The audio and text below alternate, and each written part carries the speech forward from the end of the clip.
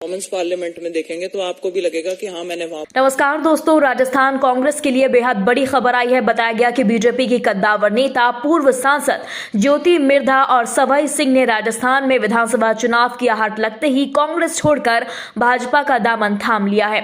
सोमवार को भाजपा के राष्ट्रीय महासचिव और राजस्थान प्रभारी अरुण सिंह, भाजपा राष्ट्रीय मीडिया प्रभारी अनिल बलूनी और राजस्थान भाजपा प्रदेश अध्यक्ष सीपी जोशी की मौजूदगी में पार्टी के दिल्ली स्थित राष्ट्रीय मुख्यालय में ज्योति मिर्धा और सवाई सिंह चौधरी ने भाजपा की सदस्यता ग्रहण की। इस मौके पर दोनों सदस्यों का पार्टी में स्वागत करते हुए राष्ट्रीय महासचिव अरुण सिंह ने कहा कि राजस्थान में परिवर्तन की लहर साफ नजर आ रही है, क्योंकि सत्ताधारी पार्टी कांग्रेस के राज्य में महिलाएं बिल्कुल सुरक्षित नहीं है। हर काम में रिश्वतखोरी होती है। सरकार का अपराधियों को खुला संरक्षण है। हर दिन राजस्थान में महिलाओं के साथ अपराध हो रहे हैं, जिसमें मानव अधिकारों के लिए चिंता का विषय है और राजनेताओं का कांग्रेस में दम घुटने लगा है। पिछले दिनों इसी के चलते कांग्रेस से तकरीबन 40 नेता भाजपा में शामिल हो गए। राजस्थान की स्थिति साफ बताती है कि वहां जनता परिवर्तन चाहती है। दूसरी ओर आज जिस तरह ज्योति मिर्धा बीजेपी में शामिल हुई, वह भी देखना जरूरी है, क्योंकि राजस्थान कांग्रेस के दिग्गज जाट नेता रहे नाथूराम मिर्धा की पोती है ज्योति मिर्धा।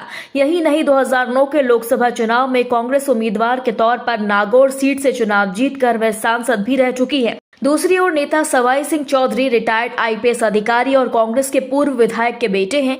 वहीं कांग्रेस ने ज्योति मिर्धा, सवाई सिंह चौधरी के बीजेपी में शामिल होने पर तीखे प्रहार किए।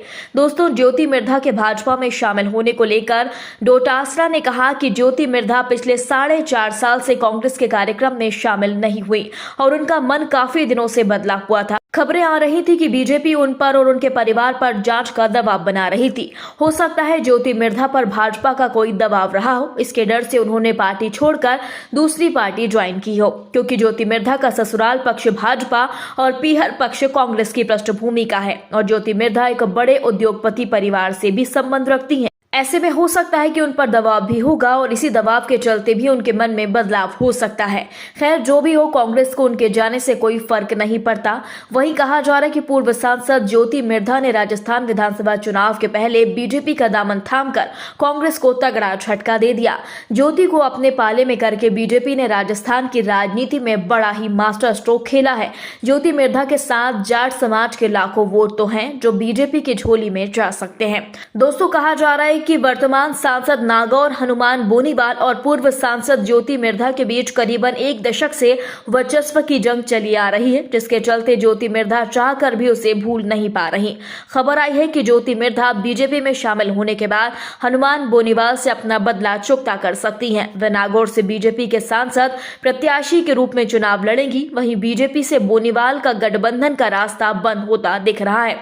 दोस्तों, राजनीति के खेल स्वाद कुछ अलग होता है। सुबह कुछ और होता है और शाम को कुछ और।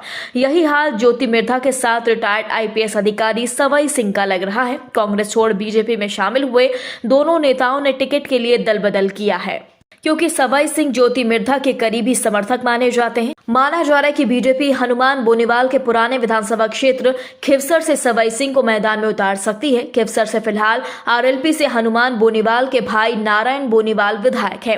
दोस्तों, खबर आई है कि खिवसर की सीट पर बोनीवाल का दबदबा रहा है। इस दफा खुद हनुमान बोनीवाल के खिवसर से विधानसभा चुनाव लड़ने की चर्चाएं जोरों पर हैं। ऐसे में ज्योति मिर्धा के करीबी सवाई सिंह को टिकट मिला तो फिर बोनीवाल और ज्योति मिर्धा के बीच आर पार की जंग लोकसभा चुनाव से पहले खिवसर में होती नजर आएगी। ज्योति मिर्धा के बीजेपी में शामिल होने का फायदा बीजेपी को नागौर, राजसमंद व कुचामन, डीडवाना जिले की विधानसभा और नागौर व राजसमंद जिले की लोकसभा सीटों पर मिल सकता है।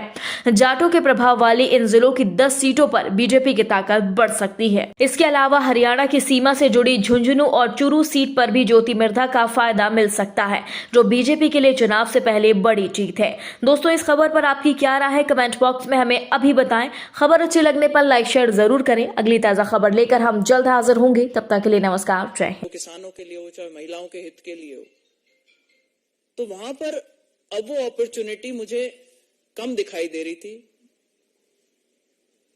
आज जो परिस्थिति राजस्थान में है, विशेष तौर पर चाहे महिलाओं को लेकर के, महिला अत्याचार को लेकर के, चाहे हमारे खुद के जो कार्यकर्ता हैं उनकी जो अनदेखी है उसको लेकर के, लॉ एंड ऑर्डर की सिचुएशन को लेकर के, तो जैसा कि अभी आदरणीय अरुण सिंह जी ने बताया कि कई लोग ऐसी घुटन महसूस कर रहे थे और उन्होंने कांग्रेस का परिवार छोड़ करके बीजेपी को अपनाया है।